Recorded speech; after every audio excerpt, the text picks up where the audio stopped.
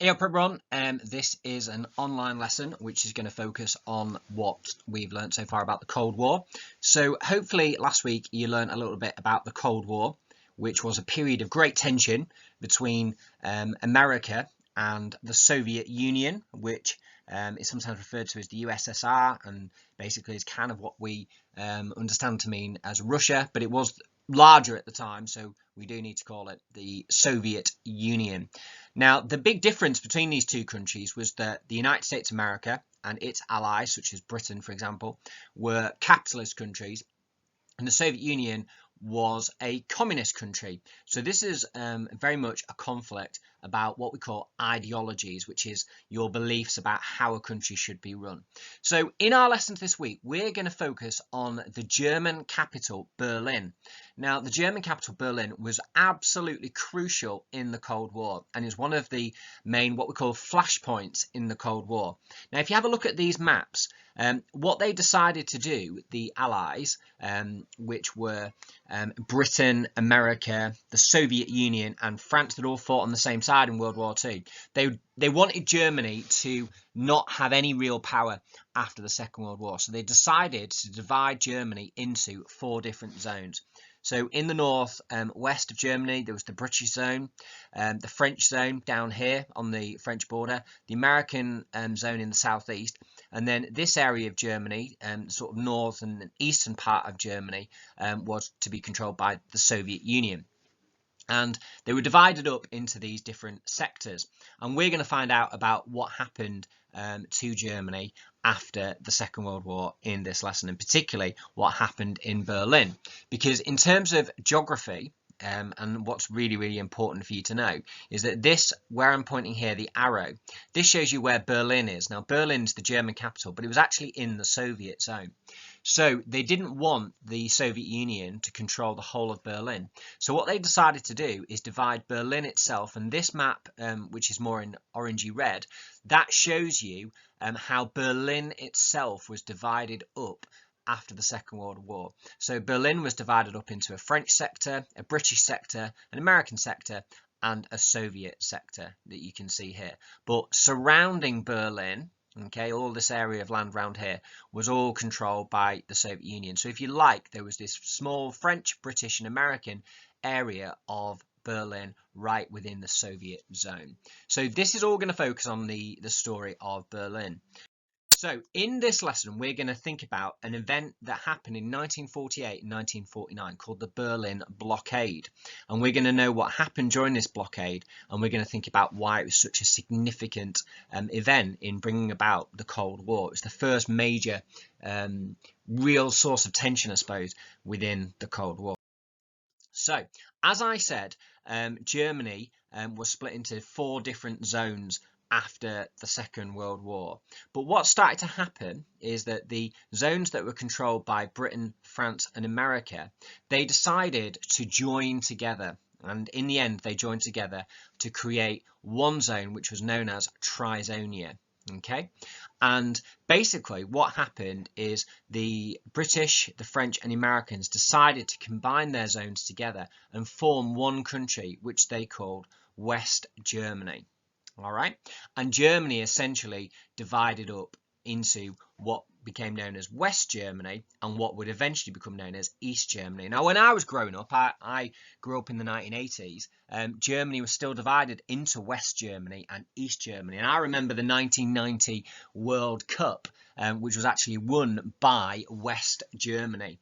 And England, unfortunately, were knocked out on penalties in that in the semi-final. So, basically Germany divided into what was a capitalist part of Germany, West Germany, and what was a communist part, East Germany. But don't forget here, this is Berlin here, had also a French, American, and a British zone. So West Berlin was still capitalist, but surrounded by all of this territory, this East German communist territory. So you can imagine the Soviet Union weren't very pleased that West Berlin existed. And basically, this crisis is all about the fact that the Russian leader at the time, Stalin, wanted to gain control of West Berlin. He wanted that to be part of East Germany and all of that be part of East Germany, and eventually he desired really to control the whole of Germany to make himself more powerful. So what started to happen is that Stalin was not a particularly nice leader, and some of his harsh policies in East Germany started to develop protests in East Germany against Soviet rule. And basically what happened is that Stalin made life in East Germany quite harsh. He took lots of resources out of Germany. He would dismantle factories and transport them back to the Soviet Union and things like that. And he was worried that many people in East Germany would have preferred to live in West Germany. So this was something that was a problem. And Stalin wanted to reduce the influence of the Americans, the British and the French over his territory in East Germany. So we're going to find out a little bit about what happened. Okay. Now, one of the turning points that happened is that in 1948, in June 1948, the United States, Britain and France announced they were going to create their own, what we call currency. We've got the pound as our currency. We're going to create a currency called the Deutschmark to help bring about wealth and prosperity for the people living in West Germany, but also West Berlin. And Stalin wasn't very happy about this. So what he decided to do is he decided to cut off all road and rail links into West Berlin in order to stop any supplies getting into West Berlin. And his idea really was to starve the people there so that he would then be able to take control. So rather than invade West Berlin, he decided to stop any goods, any food, fuel, and any product coming into West Berlin so that the people there wouldn't get supplies, and eventually he would be able to gain control of them. So America, Britain, France, they had a decision to what were they going to do about this. And this little diagram here, this little source, shows you that Stalin, Russia's often symbolized by a bear, is basically putting West Berlin under siege. And the US commander at the time, General Clay, said, we've got to fight for Berlin, we've got to fight for West Berlin, because if Berlin falls, the rest of Western Europe will be next. And that communism will spread across Europe, which is what they were concerned about. If you remember last week, we looked at that map of Europe and about how Churchill said that an iron curtain had descended across Europe. So Stalin, he cut off all road and rail links into West Berlin. And this was known as the Berlin Blockade. So Britain, France and America, they had a decision to make. What were they going to do about this? Were they going to attack Stalin? Were they going to invade? Were they going to defend? Were they going to try and take by force and open up those road and rail routes into West Berlin? What were they going to do? Well, this is what they could have done, and this was the decisions that they could have done. So they could have sent an ultimatum, which means a warning to the Soviet Union, ordering them to leave Germany. They could have flown in food and supplies to the people of West Berlin, but very tricky. Or they could have sent in the tanks to take down the Soviets. It was quite a difficult decision. This is the president at the time, okay, who was called President Harry Truman, and what he decided to do was to and of course they could have done nothing, but that wouldn't have been a good idea because that would have sent a message that Stalin could get away with aggressive actions. So what they decided to do is they decided to fly supplies in. Now, when they divided Germany up, they created these three what we call air corridors. So these were parts of East Germany which Britain, France and America were allowed to fly planes over into West Berlin. So you can see here three air corridors that are able to fly supplies in. Now this would be very, very tricky to actually fly in all the supplies for the people in West Berlin. Lots and lots of people living in West Berlin at the time, up to about 2 million people.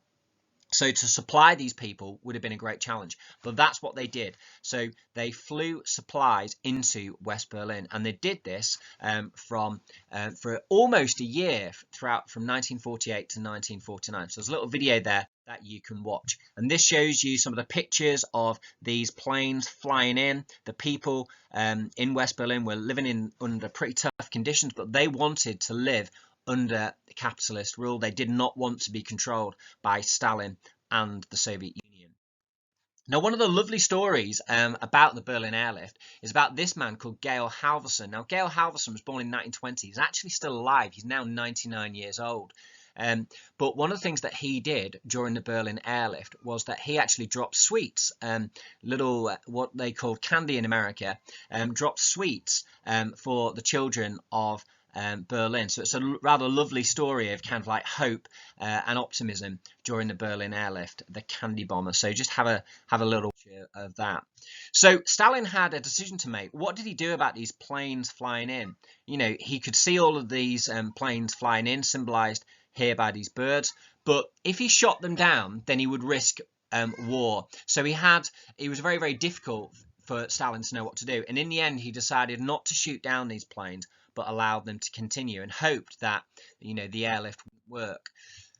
The airlift did work, and after, you know, a period of almost a year, by May 1949, Stalin called off the blockade, and really this was a great triumph for the Americans and the Allies at the time. It showed that the Americans would stand up for capitalism in Europe. It showed that Stalin was not able to actually achieve his objectives. It also led to the creation of something called NATO. And you've probably heard of NATO nowadays. It's called the North Atlantic Treaty Organization. And this was an alliance between all the countries, the capitalist countries in Western Europe, like Britain, France, Belgium, for example, also America and Canada, and lots of other countries as well. And they promised to you know, really support each other. So if any of those countries was attacked, they would stand up for each other. So it's a very significant event, the Berlin blockade. And in the aftermath of the blockade, it led to the creation essentially of two countries. The Federal Republic of Germany, which you can read a little bit more information about. This is Konrad Adenauer, who became the first leader. So it led to the creation of West Germany, as you can see here on the map, and the creation of East Germany. So Germany divided into two, between a capitalist West Germany and a communist East Germany. But what's very significant, and look at the map, is that West Berlin remained capitalist. It remained under the control of America, Britain and France, and East Berlin and the rest of East Germany were controlled by communism.